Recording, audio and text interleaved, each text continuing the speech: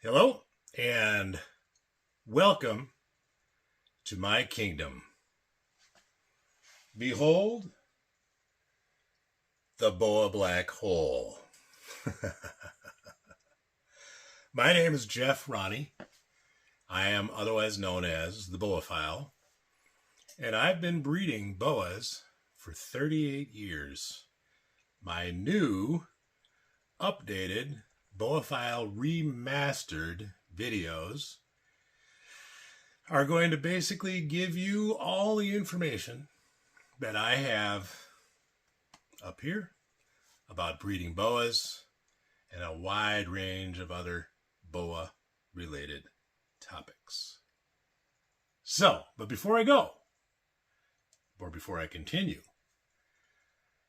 eat your heart out, Steven Spielberg. How'd you like that intro? Pretty good, huh? Well, that's the kind of stuff you can expect. I'm a little wacky. Trying not to be typical. Trying not to be average. Trying to be interesting, but not a complete lunatic. Sometimes I might go over the edge. But that'll be up to you to decide if you like it or not. I certainly enjoy doing it. And I enjoy the feedback I get when I do some of these, what I consider to be hokey things. I'll tell you a little story. I used to work at a cabinet shop, and a guy named Paul told me, he said, "You're weird." And I said, "I am not weird." He said, "You're weird." I said, "You think I'm doing this on accident? I'm doing this stuff on purpose. So it's not weird. It's deliberate." So, at any rate, just to get a little more focused on why we're here. So I had my first litter in 1986 in February 17th at about 9 o'clock in the evening on Liberty Avenue in Clarksburg, West Virginia, approximately. Not that anybody's counting, but it's been a while, been a long time, pushing, as of the date of this recording, we're pushing 40 years. Technically 27 as of right now. And we're going to go into some of the details, and I'm going to go over a lot of what I'm planning on covering in these series of videos that will be coming up. At the time, when I bred my boas, I didn't know anybody that had ever bred any reptiles.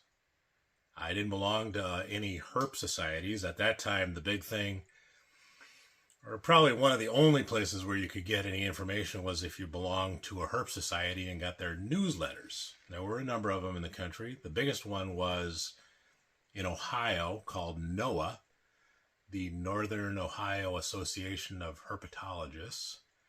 But I hadn't heard of NOAA. I was just, at the time I was a salesman. Not a very good salesman, but I was a salesman. And I acquired a boa from a guy in Clarksburg named Greg Kuhar. And Greg had obtained this boa. She was about 6.5 feet, 7 feet when I got her. He had obtained her in 1976 as a baby from a pet shop in Clarksburg on Main Street. So that made her a bicentennial baby. And when I acquired her was 84. So she was 8 years old and about 7 feet. One of about 4 or 5 boas that he had. He had them all in a cage that was basically homemade, about 2 feet by 4 feet, about the size of kind of your typical TV console back in the olden days, which you young kids don't know anything about what a TV console is. But you used to get a nice big piece of furniture that had a TV in it. And he had him in this cage. It was about 5 feet tall, had a couple of big swinging doors on it, and a couple of light bulbs in it to keep them fairly warm. And they were apparently well cared for because he'd raised up all these boas from babies, and including this one.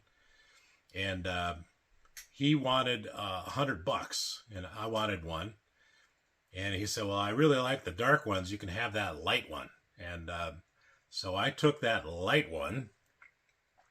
And that light one was the great, great, great, great grandmother of most of the pastel dream lines that are out there today that came from me, which came from Big Mama, which I bought from Greg Kuhar in 1984 for $100. $100 to me at the time was a lot of money. $100 is a lot of money today, but at that time, it might as well have been $1,000, you know, and I really didn't have $100 to be blowing on that snake, but I got it because I thought, I'm going to get some boas. I'm going to breed some boas. Well, I didn't know anybody that bred boas. I didn't know that at the time, people said it was really difficult to breed boas. People didn't work with boas. The reptile people didn't work with boas because they were just too hard to breed. They had this crazy gestation period. They could go for 4 months, 6 months, 8 months. And this was kind of the general knowledge in the reptile world at the time, though I had none of that knowledge, or I would have been discouraged. I may not have done it. But I did it. After I acquired that animal, I was visiting my grandmother who lived in the Chicago area. And not too far from the Tinley Park Big Snake Party on LaGrange Avenue in LaGrange, I bought a male boa from a college kid who was away at college, and his parents were babysitting his boa. I didn't know if it was a male or a female. I didn't know how to tell them apart. I just knew it was another one, and I had a 50-50 shot of getting the opposite sex of what my female was, which I didn't know. So, and again, it was $100. This was in like a 40-gallon long aquarium with a screen top and a light bulb, dome light bulb on the top. And it was a tall tank, you know, it was like that tall, not a 40-gallon long, but a tall tank.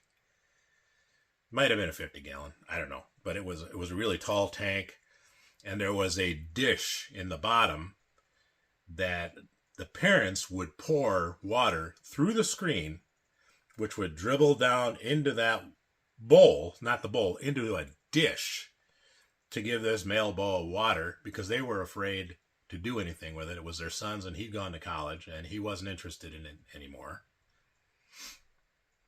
There were 4 or 5 shed skins on the floor of the cage, a bunch of dried up, petrified poop. They would give it a rat every once in a while and dribble water in the top, and they decided they needed to move it. I found it in an local ad paper called, at the time, Trading Times. Not sure if it's still there. Picked that up. When I went back to West Virginia, I had 2 boas. And in calling around, I ended up talking to a guy named Bill Page in Ohio. And he told me, as far as sexing boas, he wasn't really a boa aficionado, but he was more into pythons, that a female would have very, very small spurs, and that a male would have very large spurs. Well, I knew what spurs were because I had read everything I could get my hands on about boas and pythons. So I knew that boas had spurs. My female didn't have any spurs. I would look, and there were little tiny dimples next to the vent. But I couldn't even see the spurs. They were so tiny. Now, maybe if she'd have been really skinny, I could have seen them. But she's pretty robust. The male, on the other hand, was pretty stinking skinny. And his spurs were about the size of, if you had a good-sized pencil and you had sharpened it, the black part of the lead, the length of that, that's about the size his spurs were.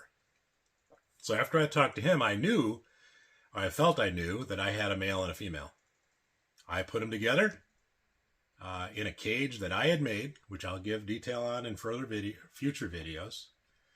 And lo and behold, I had babies born in 1986 in February to a female that I was pretty sure was pregnant. I didn't know the term gravid at the time. I was pretty sure she was pregnant. And then I checked on her in the evening about 8 o'clock. She was kind of stretched out along the side of the cage. I remember it like it was yesterday. And I checked on her again about 9 o'clock. I didn't know when the babies were going to be due because I hadn't figured out how long the boa constrictor gestation period was yet. It'd be a few years later before I figured that out.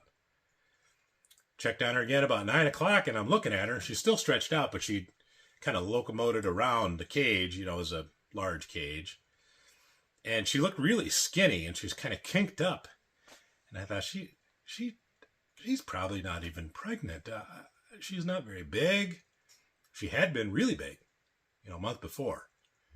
So I'm thinking she's not very big, and I lifted the lid of the cage. It was an 8-foot cage, and it had 2 doors on it that were 4 foot by 4 foot with a hardware cloth mesh covering a large hole that I'd cut in it. I lifted up that lid, and there they were. A row of babies and a row of slugs, and boom. I was the only boa breeder in the world, as far as I knew. I'm sure there were a number of people. I know of some people that had bred boas before then, but I didn't know them. I didn't know of them. I didn't know about Noah. I was completely green, but I was ecstatic. I remember I called my dad, and my dad said, "Great, now what are you going to do with them?" Well, here we are. I guess we can see what I did with them. So that was sort of the beginning of the story and how all this plays out. At the time, I had no way to get any input on how to breed boas from someone who had done it, because all the literature was basically husbandry and natural history, and the husbandry was terrible. We didn't have good cages. There was no Facebook at the time. This is before Al Gore had invented the internet. So we didn't have Facebook yet. I don't think the founder of Facebook had even been born. So what was I going to do? How was I going to get all the terrible information that's rampant on Facebook? How was I going to get that? So I could try to breed my boas the wrong way. Or I should say a suboptimal way. How was I going to do that without that misinformation? The information that was in the books was terrible. It was just wrong. Thinking the gestation period was up to 10 months. Well, that's wrong. We all know that now. We take it for granted. But at the time, there was nobody I could get any accurate information for. So I was completely on my own. I had to figure out sort of the granular nitty-gritty of all of this stuff on my own. And then over the coming years, I became acquainted with other people that kept boas, and some of them had bred them, and I'd learned little nuggets and little tidbits from there, and I'd incorporate that into my practice. And one thing I always did, because this is what good people do, when I gleaned information from someone else, and then I ended up writing an article that was published in Reptiles magazine, and when I wrote the chapter on breeding boas, which was published in Philippe de Vaugelet's series, a book called The Boa Constrictor Manual, I gave credit to those people that I learned those things from. For instance, that boas give birth on rainy days. I didn't figure that out. I've confirmed it. But a guy named Carl Herman in Minnesota asked me that one time when I was visiting him. He said, "Did you ever notice that boas are born on rainy days?" I said, "Well, I hadn't, but I would pay attention." And sure enough, he was right. That's an example of what good people do. When they get information from someone else, they give them the credit. And that's what I did. That's what I've always done. That's what I'll continue to do. I have a very, I would call it a clever mind. I'm not a brilliant human being, but my brain is very clever. It's analytical, and I'm really good at sort of figuring things out. So I figured how to do things. I'm more mechanically oriented than most people.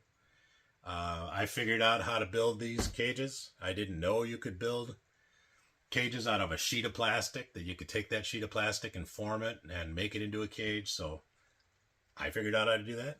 I pioneered that. I pioneered actually the black PVC cages were my idea. So I'm the one that started that. And this ability to sort of figure things out is really what I would call my superpower. And it's not because I'm cool. It's not because I'm smart. It's a gift. It's just in there. It's just sort of like when you see these savants that can sit down and play the piano even though they've never seen one. That's how I mean, I'm not that gifted, but my ability to sort of figure things out, I think, is a gift. It's just something that's in there that I was given by God. And one of the blessings I was given by God is the ability to sort of figure things out. So I don't take credit for that, but I do acknowledge that it's in there. It's definitely in there. I've got more than my fair share of that. I'm very happy about that. So nearly every single boa constrictor breeding and general husbandry fact that we know of today that's been in writing, first in my Reptiles magazine, in the Reptiles magazine article, which is called Revelations of a Boa Breeder, then in the Boa Constrictor manual, in the chapter that I wrote, and in subsequent numerous articles that I've written and published on kingsnake.com and on redtailboas.com. Nearly every single thing that we've learned about boa constrictor breeding came through here, through these fingers into a keyboard by me. And like I said, some of those things came into here because someone else told me, and I gave them credit when that happened, because that's what good people do. So, when I first began breeding boas, husbandry was really archaic. Few people keep their boas like they did back in those days because we know better now. We've learned. Most people would heat the room. They would have a box, with a door on it that they would keep their animals in, or aquariums. There were no rack systems. There were no plastic cages. And they would either heat the entire room or they would have light bulbs that would create heat that would heat the room. And they would use dimmer switches to control the heat in the room by dimming down the lights. It was just really sort of rudimentary and just kind of the early stages of it. Same way I did it. I heated my cage with a light bulb. It's kind of dangerous the way I did it. I'll go into that in a future video. Use the dimmer switch to dim it down, get it clocked in, and it worked. It was the way things were done. I want to kind of intersperse this with a couple of little tidbits, sort of the kind of nuggets that I'm going to give in my video. So here's the first one. I did a video on this in my earlier videos on YouTube, but who knows what this is? Raise your hand. Raise your hand. Oh, I can't see it. Just kidding. This is a styrofoam stick. And this styrofoam stick has been used by me to help me safely remove a mother boa right after she'd given birth, safely for her and for me, to protect her from hurting herself or accidentally, and I won't say accidentally, or biting me to try to defend the products of her birth, the babies or slugs or whatever there were. I use this as a shield to protect myself so that I can get the female out without getting bit. And I'll do a video, maybe a number of them, showing how I do that. But this one, I've had this one for a long time. This one's probably 20 years old. This is that pink styrofoam, polystyrene. The white styrofoam is worse because if they bite it, they get a whole bunch of little bits in their mouth of the styrofoam, and that's nasty. This, they're more likely to get a big chunk, which is a lot easier if they bite it, and this one's been bitten many times. So that's a styrofoam stick. So that's one one little nugget that we will get into in the future. But here's another one that some of you are going to find very interesting, maybe even shocking. Shocking. You ready?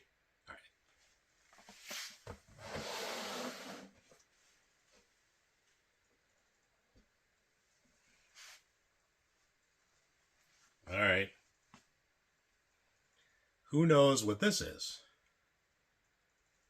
So this is a labyrinth boa. Many of you have seen labyrinth boas. Most of you probably have. This is a labyrinth boa. And his father was a sharp blood. Sharp blood. And his mother was a labyrinth boa. So there were several babies in the litter that came out labyrinth, and those were all double het, blood sharp. We'll get into the genetics, explain that to you so it's easy to understand how the genetics works. But what I want to show you is this, and why am I showing you this animal in particular? Not because it's labyrinth, not because it's het blood and het sharp. This is the size that I typically start breeding my males at. This male sired a litter this year, and the female is due in about 4 weeks. And she looks perfect. Loaded, as Big Mike would say, loaded to the neck bone by this. This male is plenty big enough to breed. I probably have at least 10 females gravid this year by 18-month-old males that are this big. So how's that? That's fun, right? That's interesting. So there's one little nugget. Actually, that's two, isn't it? Two little nuggets. Here's another. What's this? What is this?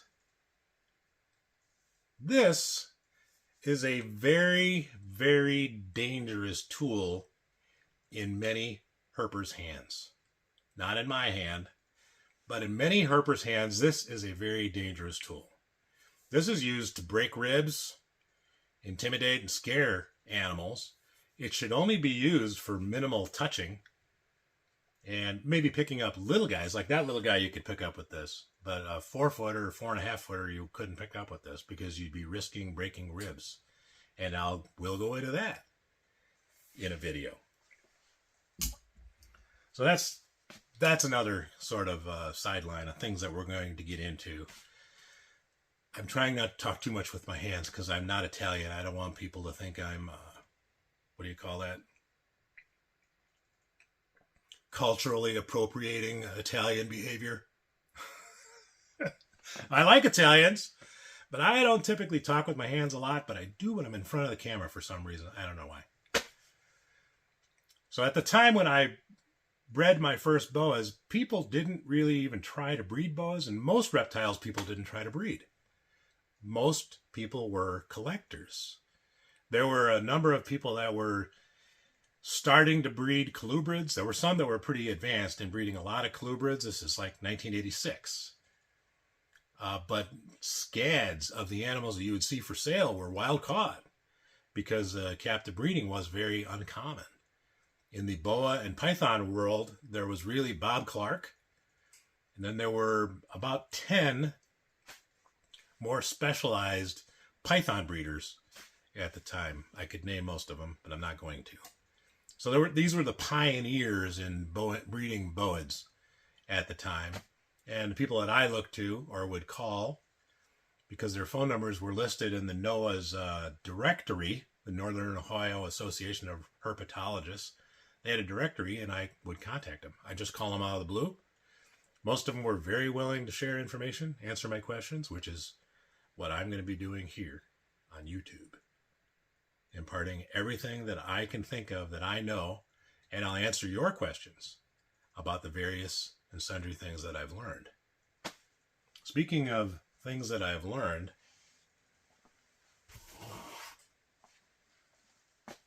guess what this is? this is my notebook. This is where I recorded my information about my boas as I was trying to breed them. And back in the olden days, we didn't have computers. There were some around, but I didn't have one in 1986. I didn't pull this out. I haven't opened this in many, many years. But I physically made my own sheet, drew my own lines, so I could record my own data. And I'd record the date and the activity that occurred on that date.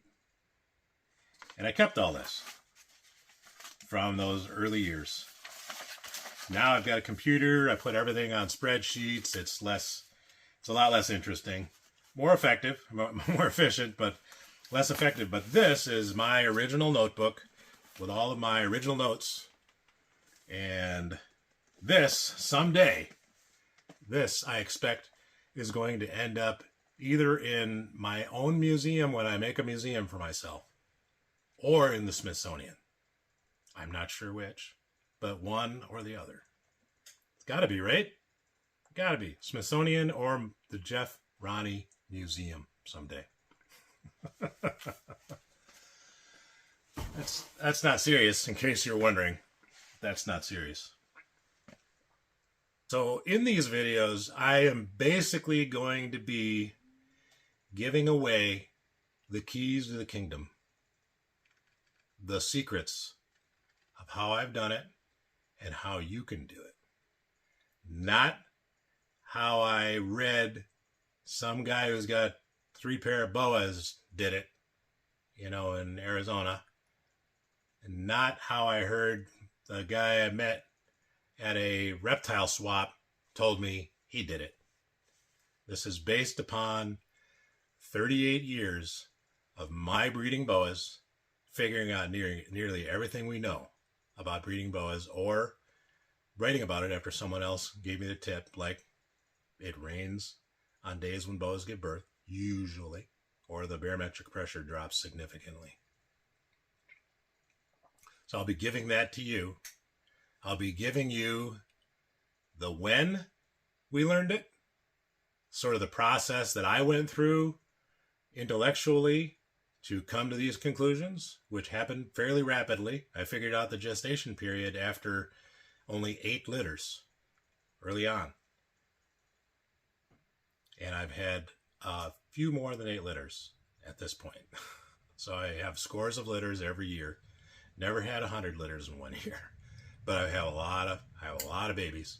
Produced thousands and thousands of baby boas over these years. So I'm going to give you the when I learned these things, how I learned these things, and all the nitty-gritty that I can think of. We're going to strip it down to the bare bones and see how much I can give you. So watch me. Watch me come to the Boa Black Hole, into my kingdom, and I'm going to go over a lot of different things. So we're going to go over sort of on a storyteller type basis, my own history, and sort of how everything came about along the way in much more detail than I've given here on this video, which maybe you want to see, maybe you don't. But I'll be doing it. Try to do it in a semi-entertaining fashion. Not really as good as Steven Spielberg, for sure. We won't be falling out of trees and, risking our neck. That kind of thing. That's not going to happen. There'll be no dinosaurs other than me. I just wrote that. Imagine that. No dinosaurs, only me. That was pretty good. And boa husbandry.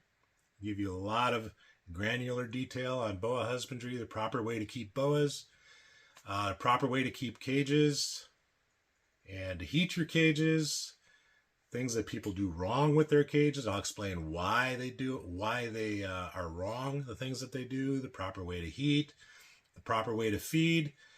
Unfortunately, you can't show people how to feed without actually feeding. So I try to discourage people from doing feeding videos. So, because a lot of people don't like it. So a couple of things I will tell you is I don't ever feed anything alive. So I've been keeping boas for a long time. I haven't been raising any rodents myself for over 8 years, about 10 years.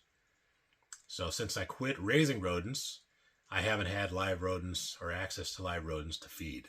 So I've fed strictly frozen. So I figured out some little tricks. We'll go into that. So the feeding that we do show won't be gratuitous. It won't be for clicks. It will be for information. I'm basically not going to do any stupid stuff for clicks.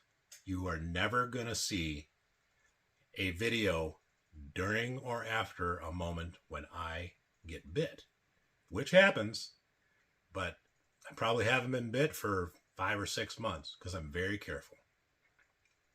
It's not good for the animals to get bit.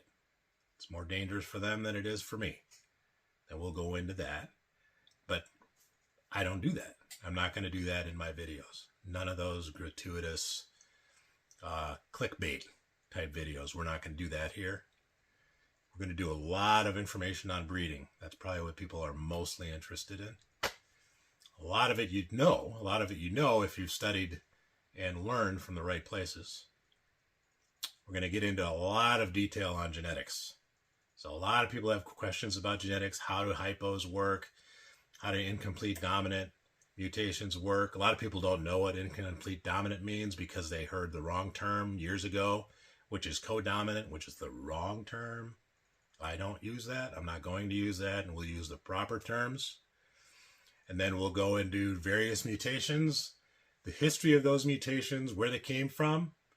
And to the best of my knowledge, as I know it, this is going to apply to primarily Colombian boas and some, and also locality stuff, some of the red tails, which I've also bred red tails. I've bred Bolivian boas. I've bred Bolivian Amarelli, Brazilian Amarelli, Occidentalis or Argentine boas, Hog Island boas, Central American boas, Colombian boas, Peruvian red-tail boas, Suriname red-tail boas, and ball pythons.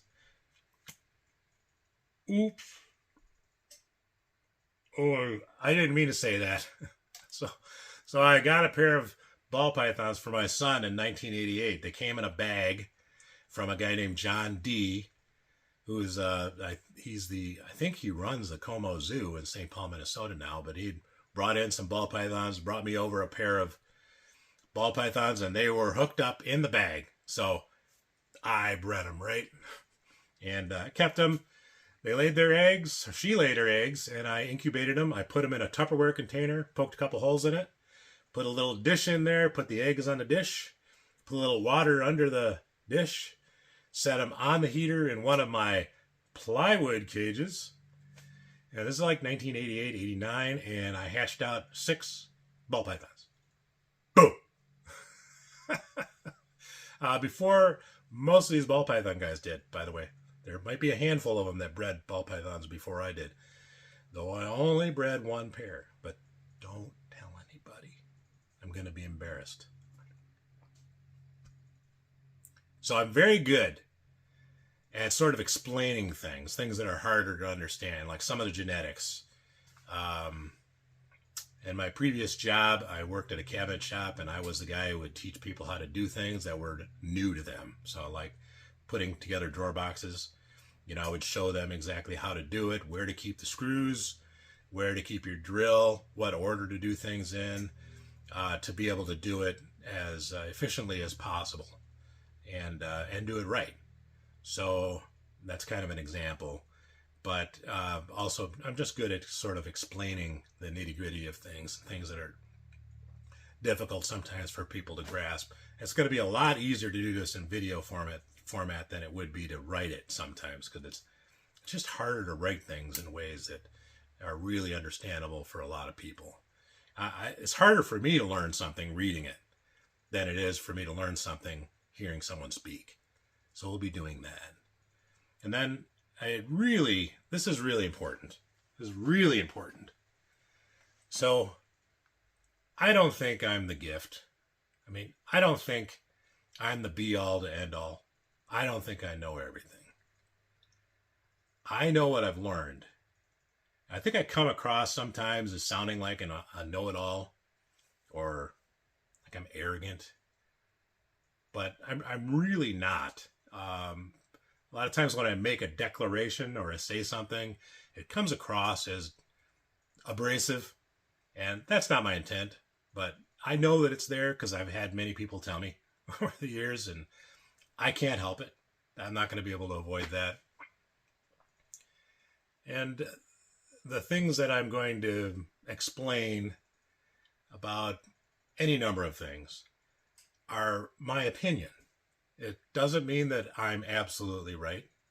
I am learning things every year about breeding boas. I don't know everything. I'm going to learn from people that have one pair of boas that stumble onto something, and I'm going to learn something. I've learned things this year. I learn things all the time. And it's not my way or you're wrong. This is the way I do it. This is how I see it. And you may have experienced something differently. You know what? That doesn't make you wrong, and it doesn't make me wrong. It makes it different. So when I give the nitty-gritty detail about the number of days from ovulation to a shed, and from shed to birth, or from ovulation to birth, you have an example where it didn't work that way, don't you? Well, guess what? So do I. I have lots of boas that didn't read the book. And that's unfortunate. It would be nice if I was always right. But I'm not, and I'm not going to be, and you're going to have exceptions to it, which is fine. And put those in the comments. Let me know what you think. I appreciate it. So, I guess I'll sign off from the Boa Black Hole. And we will, in a future video, show you what it looks like descending down into the Boa Black Hole. So you can look forward to that. In the meantime, talk to you again.